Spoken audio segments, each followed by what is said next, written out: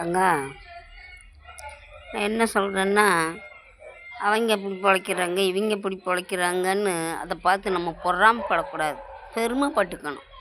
சரியா? அதுக்கு என்ன காரணம்னா, நாம் இருக்கிற மாதிரி இருந்தால் நம்மளும் வாழலாம். சரியா? சிந்திக்கணும்.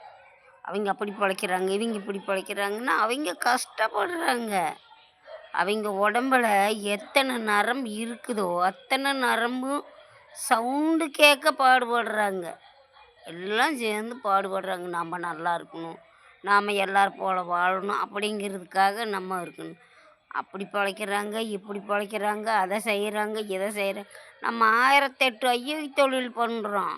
அதுக்கெல்லாம் நம்ம பொறுப்பு. நம்ம தப்பு ஒரு தடவை செஞ்சோம்னா அந்த தப்புலேருந்து விடுதலை வாங்கிக்கணும். முதல்ல எந்த வயசில் என்ன தப்பு செஞ்சாலும் மீண்டும் அந்த வயசை விட்டுறணும்.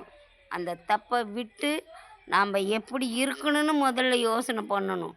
நம்ம அண்ணன் தம்பிங்களை நம்பி அண்டி போகணும், சித்தப்பமக்க பெரிய மக்களை அண்டி போகணும், சித்தப்பமக்க பெரிய அக்கா தங்கச்சிங்களை அண்டி போகணும். நம்மளை எப்படி வளர்த்துனாங்க, நம்மளை எப்படி வச்சுருந்தாங்க அப்படிங்கிறத முதல்ல சிந்திக்கணும்.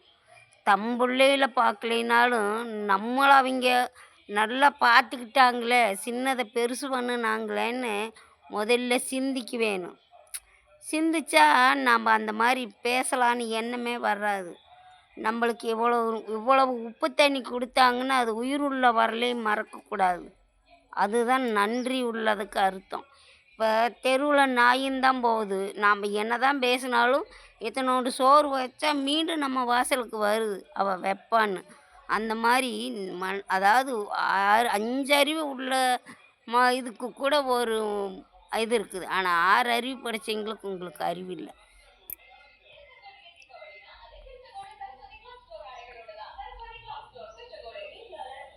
இது வேற